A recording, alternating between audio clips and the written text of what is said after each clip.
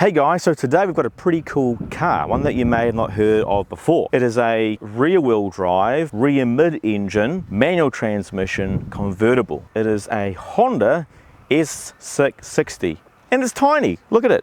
But it's a pretty cool, funky car.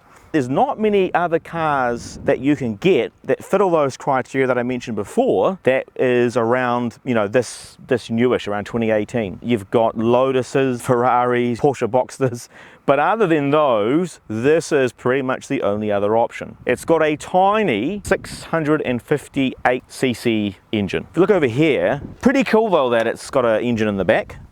But here we have this little baby. It again is a 3-cylinder turbocharged engine, which puts out, how much horsepower is it again? 60, 70, 70? 77. No, that was pound-feet of torque.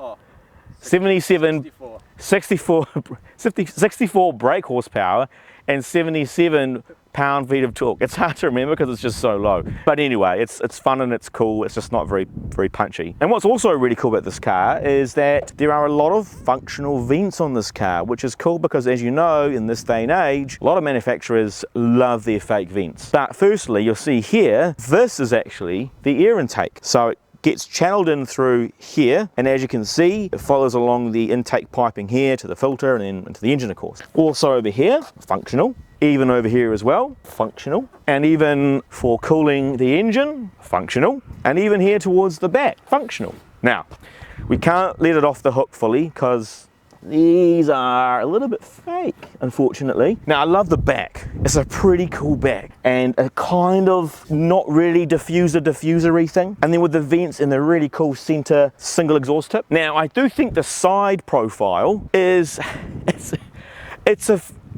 it's cool to look at because it's kind of funky and it's fun. The back, again, cool, but I think the front, I wish they had more aero accents at the front, like a front lower lip or something like that. Now, it is practical with how high it is, so there's no issues with scraping and that sort of thing. So again, fairly good in that regard. Now, let's go inside the car. And the main theme of inside the car, like many, you know, fun little sports cars, is it's minimalistic. So, very minimalistic, right? No infotainment screen.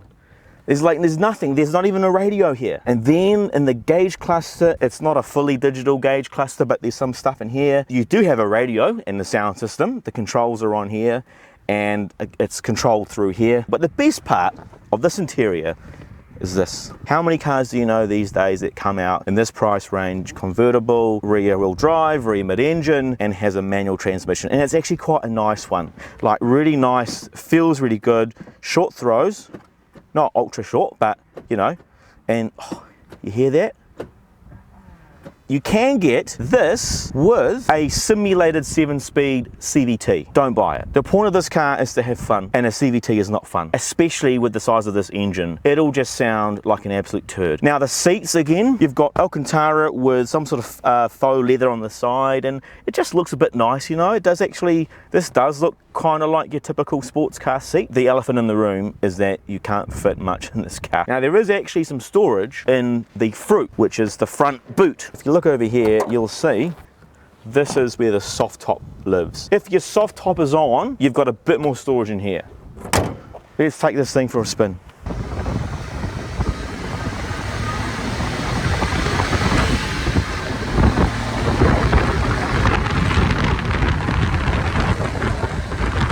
Firstly, we've got to say a massive thank you to the guys at GVI here in Auckland City. And this car actually is for sale there currently. So if you want something like this that's fun, sporty, it's going to turn a few heads, then come on over to GVI in Penrose in Auckland and speak to the guys. I'm sure they'll do a good deal for you. It might sound like a bit of a stretch, but just bear with me. This reminds me of those real 80s supercars that were loud, they were hard to drive, you're hunkered down, it's really low, it's hard to get in and out of, they're kind of clunky a little bit, but it's a real hands-on driving experience. It really does have that nice mechanical feel. The difference is that this is actually quite easy to drive, the clutch is very light, and driving it slow and fast is fun. Just have a listen here.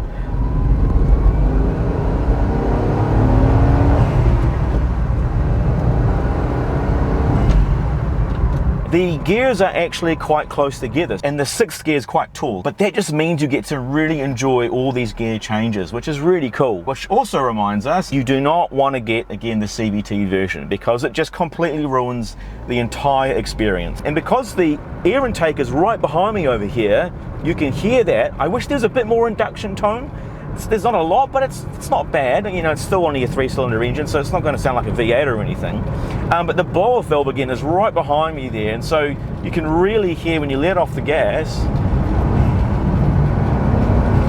The steering in this car is also really nice as well. Because it's got a really short wheelbase and it's a rear-wheel drive, cornering in this thing is really good fun.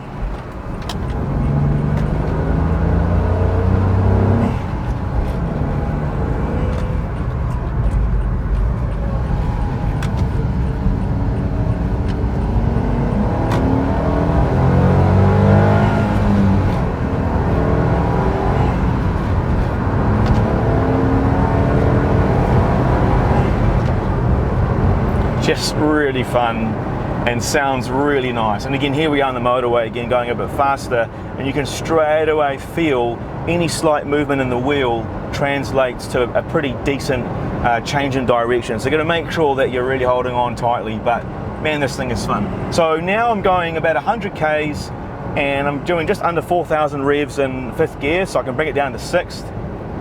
And now she cruises and she's a bit quieter and nice on the road. Surprisingly, actually, it's a pretty windy day, but this soft top does a pretty good job of getting rid of that wind noise. Like, it's actually not, it's pretty decent. I mean, obviously the engine is there, it's a bit louder, but it's actually not bad for a soft top.